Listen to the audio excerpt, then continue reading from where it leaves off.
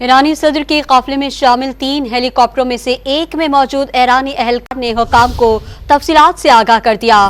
غلام حسین اسماعیلی نے بتایا کہ صدر رئیسی کے ہیلی کاپٹر کے پائلٹ نے پرواز کے 45 منٹ بعد بلندی پر جانے کے احکامات دیے، جس کے چند منٹوں بعد ہی صدر رئیسی کا ہیلی کاپٹر غائب ہو گیا۔ دوسری جانب غیر ملکی میڈیا نے بھی حادثے پر کئی غیر معمولی باتوں کی نشاندہی کر دی۔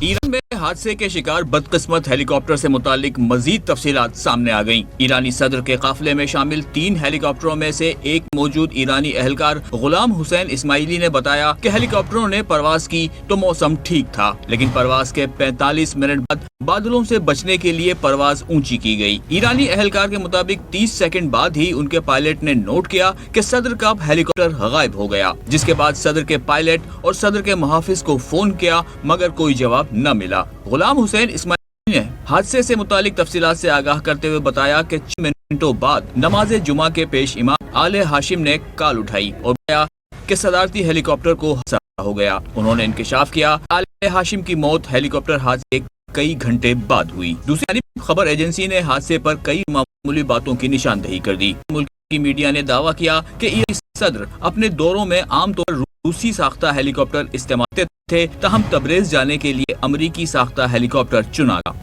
وزیر خارجہ اور تبریز کے گورنر کو ہیلی کاپٹر نمبر 2 میں سفر تھا، جبکہ پرواز سے کچھ ہی دیر پہلے مسافروں کی ترتیب بدل دی گئی۔ سوال اٹھایا گیا کہ آخر ایرانی صدر نے بڑا پرانا امریکی ہیلی کاپٹر کیوں استعمال کیا، اور یہ بھی کہ مسافروں کی ترتیب کیوں تبدیل کی گئی۔ غیر ملکی میڈیا کے مطابق صدر کے ہیلی کاپٹر میں 3 مختلف ٹریکنگ نصب تھے، مگر اس کے باوجود حادثے کے بعد ہیلی کاپٹر کے مقام فوری تعین نہیں کیا جا سکا۔